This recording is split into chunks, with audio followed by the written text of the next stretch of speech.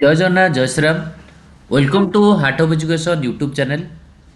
ଆପଣମାନେ ସମସ୍ତେ ଜାଣିଥିବେ ଏମ୍ସିସି ତରଫରୁ ସ୍ପେଶାଲ ଷ୍ଟ୍ରେ ଭ୍ୟାକେନ୍ସି ରାଉଣ୍ଡ ପରେ ବି କିଛିଟା ସିଟ୍ ଭ୍ୟାକେନ୍ସି ରହିସାରିଥିଲା, ଯାହା ରିଗାର୍ଡ଼ିଂ ମୁଁ ଆପଣଙ୍କୁ ଗୋଟେ ଭିଡ଼ିଓ ବନେଇଥିଲି। ତ ଯେଉଁ ସ୍ପେଶାଲ ଷ୍ଟ୍ରେ ଭ୍ୟାକେନ୍ସି ରାଉଣ୍ଡ ପରେ ଯେଉଁ ସିଟ୍ ଗୁଡ଼ାକ ବଳିଥିଲା, ଆଜି ହେଉଛି ଆମର ଜାନୁଆରୀ 2 ବା 2 ଜାନୁଆରୀରେ ଇମିଡ଼ିଏଟଲି ଏମ୍ସିସି ତରଫରୁ 1 ଜାନୁଆରୀରୁ 2 ଜାନୁଆରୀ ଦିନ 1 ପର୍ଯ୍ୟନ୍ତ ଚଏସ୍ ଫିଲିଂର ଟାଇମ୍ ଦିଆଯାଇଥିଲା। ଯେଉଁ ପିଲାମାନେ ଚଏସ୍ ଫିଲିଂ କରିଥିଲେ ସେଇ ଚଏସ୍ ଫିଲିଂ ବେସିସ୍ରେ ଆଜି ହେଉଛି 2 ଜାନୁଆରୀ। ଆଜି ସେମାନେ ଇମିଡ଼ିଏଟଲି କ'ଣ କରିଛନ୍ତି ନା ରେଜଲ୍ଟକୁ ପବ୍ଲିଶ କରିଦେଇଛନ୍ତି। ଆପଣ ଯଦି ଅଫିସିଆଲ ସାଇଟ୍କୁ ଯିବେ, ଯେଉଁ ଷ୍ଟୁଡେଣ୍ଟମାନେ ଚାହିଁବେ ଅଫିସିଆଲ ସାଇଟ୍କୁ ଯିବା ପାଇଁ, ମୁଁ ଆପଣଙ୍କୁ ଅଫିସିଆଲ ସାଇଟ୍ ବି ଦେଖାଇଦେବି। ଅଫିସିଆଲ ସାଇଟ୍ରେ ଏମ୍ସିସି ତରଫରୁ ଆପଣ ଦେଖିବେ ଅଲରେଡ଼ି ମାନେ ଆପଣଙ୍କର ଫାଇନାଲ୍ ରେଜଲ୍ଟଟା ଆସିସାରିଛି। ନିହାତି ରୂପରେ ନିଜ ନିଜର ଫୋନ୍ରେ ଆପଣମାନେ ଏଠି ଦେଖିପାରିବେ। ଦେଖନ୍ତୁ ପ୍ରୋଭିଜନାଲ୍ ରେଜଲ୍ଟ ହେଲା, ପ୍ରୋଭିଜନାଲ୍ ରେଜଲ୍ଟ ଆସିସାରିଛି। ତ ମନେ ରଖନ୍ତୁ ଇଏ ଲେଖା ହେଇଛି ରାଉଣ୍ଡ 5 ବିଏସ୍ସି ସିଟ୍ସ। ଏଇ ଯେଉଁ ପ୍ରୋଭିଜନାଲ୍ ରେଜଲ୍ଟଟା ବାହାରିଛି, ତ ଭାବି ନିଅନ୍ତୁ ଫାଇନାଲ୍ ରେଜଲ୍ଟ ବି ସେୟା ରହିବ, କିଛି ବି ଅସୁବିଧା ନାହିଁ। ତେଣୁକରି ମୁଁ ସେଇକୁ ଆପଣଙ୍କୁ ଗୋଟେ ଦେଖେଇ ଦେଉଛି। ଏଇ ଯେଉଁ ରେଜଲ୍ଟ ଆସିଛି ବା ପ୍ରୋଭିଜନାଲ୍ ରେଜଲ୍ଟ ଆସିଛି, ଯେଉଁଟାକି ଫାଇନାଲ୍ ହିଁ ରହିବ। ତ କେଉଁ କେଉଁ କାଟାଗୋରୀରେ କେତେ ବିଏସ୍ସି ନର୍ସିଂର କଟ୍ ଅଫ୍ ଯାଇଛି ଆଉ କେତେ ବିଡିଏସ୍ର ଯାଇଛି। ଏପଟେ ଦେଖନ୍ତୁ ମୁଁ ବିଏସ୍ସି ନର୍ସିଂର ଲେଖିଦେଇଛି, ଏପଟେ ବିଡିଏସ୍ର ଲେଖିଦେଇଛି। So let me give you a detail information about the last cut off of BSc Nursing। EWS category जदि आप देखिए 96,496 96,496 जाइए EWS category BSc nursing cut of.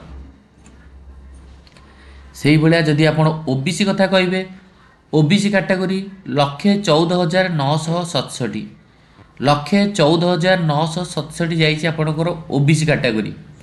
EWS 96,496 OBC 114,967। General category कथा जब देखिए 105,672 105,672 general category BSc nursing close होता मुझे जोटा कहूँ आपको बीएससी नर्सिंग कथा कहूँ बुझीगला। आउ एससी कैटेगरी आपंकर 2,27,058 2,27,058 SC category. General category 105,672 OBC category 114,967 EWS 96,496 ये BSc nursing cut off. Now come to cut off of BDS. BDS cut off कौन जाइए you can see here for EWS category 75,671 EWS category 75,671 75,671 हूँ EWS category. BDS BDS जो seat vacancy थिला तो से seat vacancy रे केते cut off जाइछि ना EWS कैटेगरी 75,671 क्लोज होइछि। ये सब गवर्नमेंट कथा पिले हैला, government cut off clear. OBC category government BDS close है 72,138 72,138। फॉर जनरल कैटेगरी आपण मैंने देखिपारे गवर्नमेंट बीडीएस जनरल कैटेगरी केते क्लोज है 70,846 70,846 जनरल कैटेगरी। एससी कैटेगरी आप देखिपारे 2,42,438 2,42,438 2,42,438 ये हूँ आप एससी कैटेगरी। एसटी कैटेगरी आप देखिए 3,61,901 3,61,901 3,61,901 बुझीगला। तेणुक बीडीएस आपण मैंने जो मैंने 2026 बीडीएस एडमिशन करने चाहूँगी आप देखो बीडीएस लास्ट जाइए ना जनरल कैटेगरी गला 70,000 गवर्नमेंट 70,846 है। ओबीसी आपणकर गला बीडीएस 72,138 EWS आप निजे देखिले 75,671 है। आउ जदि आप डीम्ड कथा कहे कारण बीडीएस गवर्नमेंट सीट भी वैकेंसी थिला डीम्ड भी वैकेंसी थिला।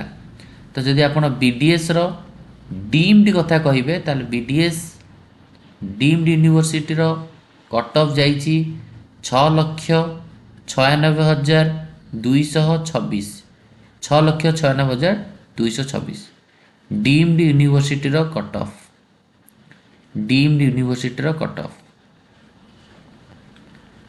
ଡିମ୍ଡ ୟୁନିଭର୍ସିଟି କେତେ ଯାଇଛି 6,96,226 କ୍ଲିଅର ଓକେ। ଆଉ ଓପନ୍ ସିଟ୍ ଯଦି ଆମେ କହିବା ଓପନ୍ ସିଟ୍ ମାନେ ଯେଉଁଟାକ ଆମର ସେଣ୍ଟ୍ରାଲ ୟୁନିଭର୍ସିଟିର ସିଟ୍ ଓପନ୍ ସିଟ୍ ଯାଇଛି 46,017 ହେଲା ଜେନେରାଲ କ୍ଲିଅର ଓପନ୍ ସିଟ୍ ମାନେ ଯେଉଁଟା ସେଣ୍ଟ୍ରାଲ ସିଟ୍। ଇଏ ରହିଲା ହେଉଛି ଆପଣଙ୍କର ଫାଇନାଲ୍ ଆଲଟମେଣ୍ଟର ରେଜଲ୍ଟ ହେଲା।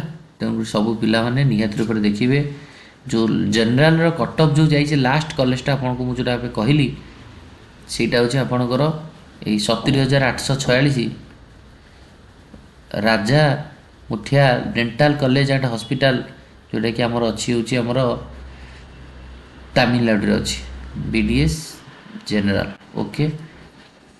ସୋ ଡିଅର୍ ଷ୍ଟୁଡେଣ୍ଟସ୍ ଯେଉଁମାନଙ୍କର ଆଲଟମେଣ୍ଟ ଆସିଛି ସେମାନେ ବର୍ତ୍ତମାନ ପାଇଁ 4 ତାରିଖରୁ ହେଲା 4th 4 ତାରିଖରୁ ସେମାନେ ଯେଉଁ କଲେଜ ଆପଣଙ୍କୁ ଆଲଟମେଣ୍ଟ ଆସିଛି ସେଇ କଲେଜରେ ଯାଇକି 4ରୁ 10 ଭିତରେ ରିପୋର୍ଟିଂ କରିବେ। ସବୁ ଅରିଜିନାଲ ଡକୁମେଣ୍ଟ ନେଇକି କଲେଜରେ ଯାଇକି ରିପୋର୍ଟିଂ କରିବେ। ଇଏ ଥିଲା ଆପଣଙ୍କର ଡିଟେଲ୍ ଇନଫର୍ମେସନ୍।